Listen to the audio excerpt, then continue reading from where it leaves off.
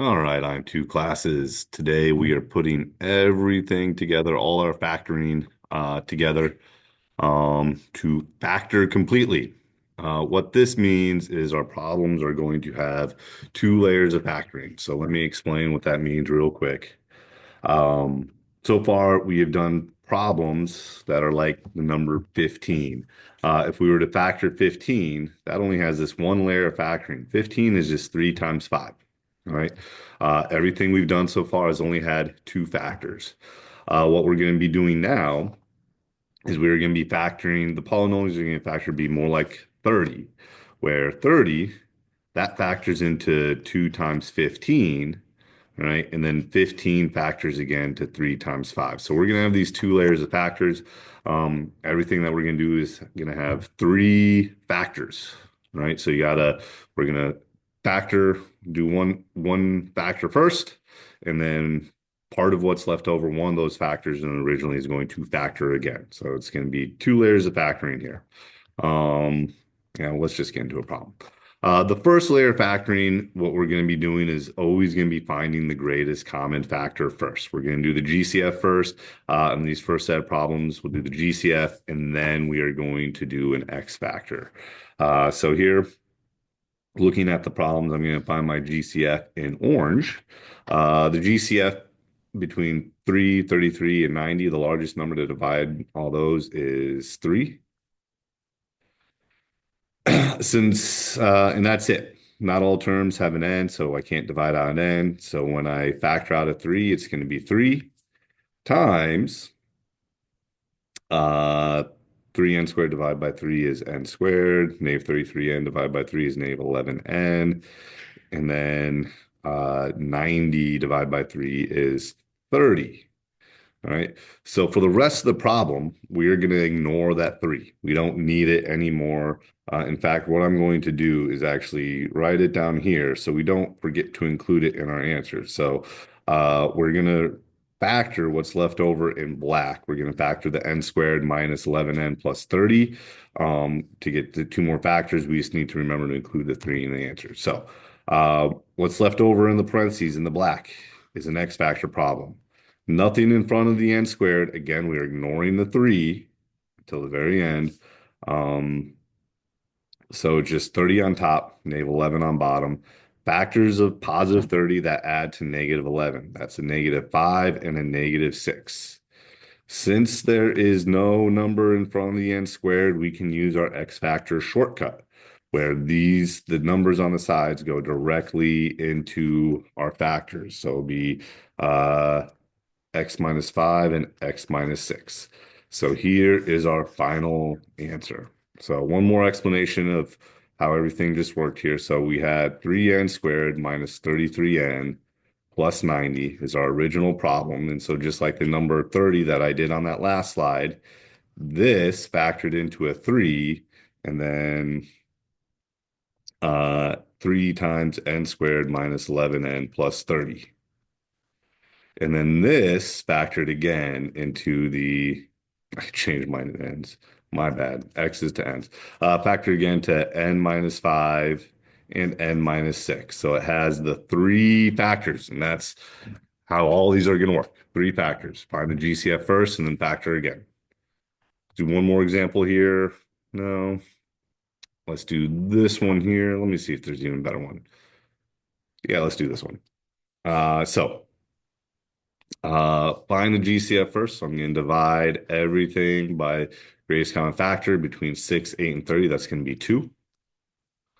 Since all three terms have an m, I can divide by m with the lowest exponent. That'll just be m to the first, which is m. So here it's going to be 2m, and then divide those out. 6m cubed divided by 2m is 3m squared. Uh, Plus 8m squared divided by 2m is 4m plus 30m divided by 2m. That's actually a minus because it's minus 30. It's going to mess up the whole problem. That's going to be minus 15. All right. This is an X factor problem from here. I'm going to fill in my diamond. So first thing, because there's a number in front of the m squared, again, we're ignoring the 2m in orange. We don't care about it till the end. but I'm going to take my first and last number. I'm going to multiply these two to get the top.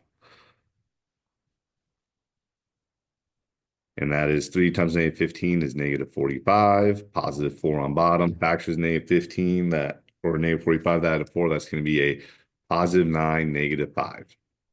Again, since this has the 3 in front, I have to do the factor by grouping step. So I'm going to split up that 4 into a 9m plus a negative 5m. Bring down the rest of the polynomial. Again, ignore the part in orange. We're not factoring. We just need to include that at the end. It's 15 from here, factor by grouping. So I'm going to group the first two terms together and the last two terms together. Greatest common factor in that first grouping is going to be 3m.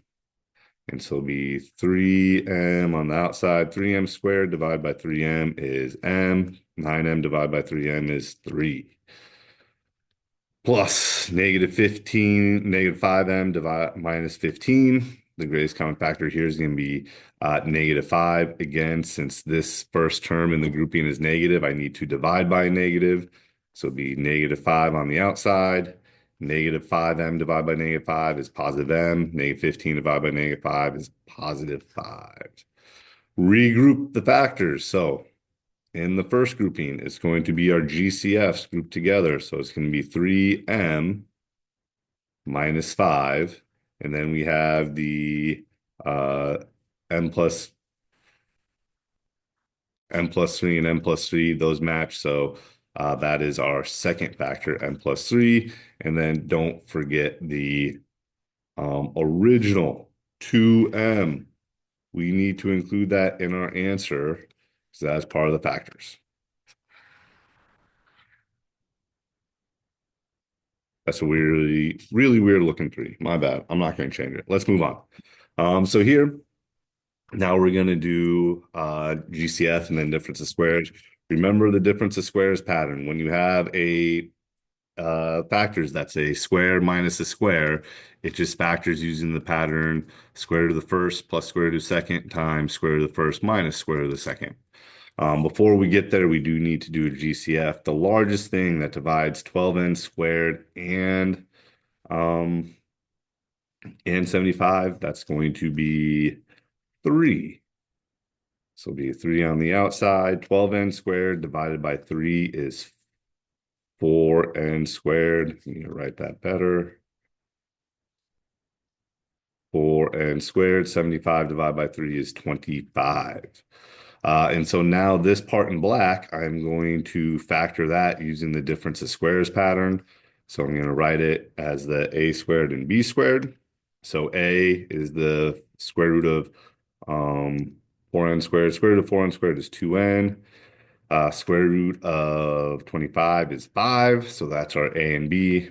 So this factors as our two binomial factors, 1 plus, 1 minus. And then it's going to be 2n plus or minus 5. So 2n plus 5, 2n minus 5.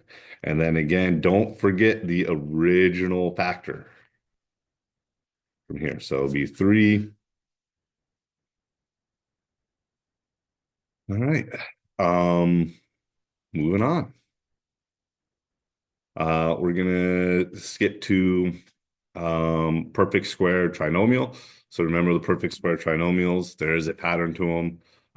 We will go over it more explicitly later on. But for right now, they're just X factor problems. All right. So this is a GCF first. So we need to find the GCF. 3, 18, 27. I can divide all of those by 3.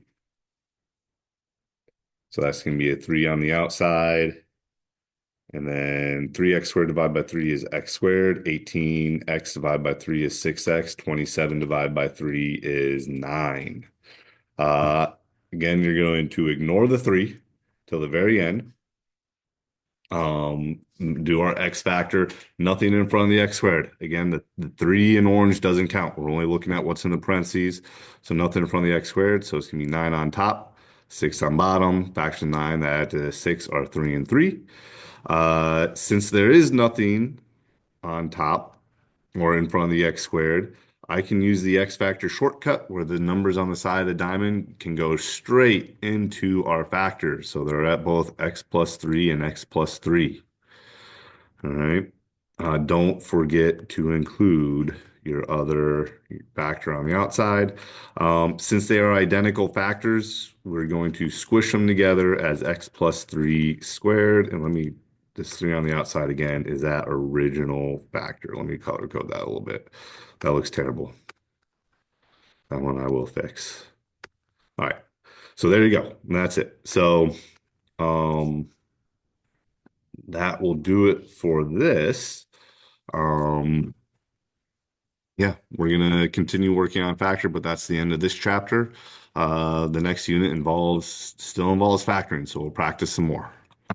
We'll see you next time.